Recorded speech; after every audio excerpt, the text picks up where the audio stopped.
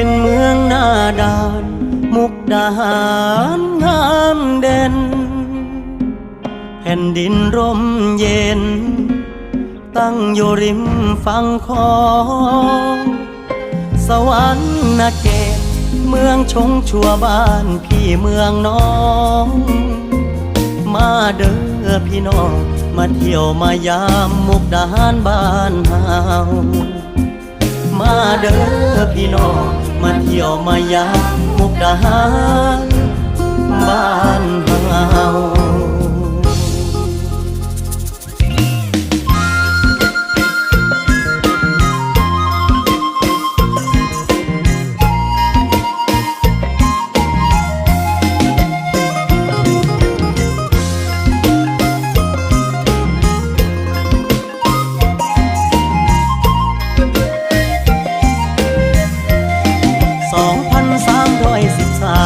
เกิดเมืองงามตั้งอยู่หม่องนี้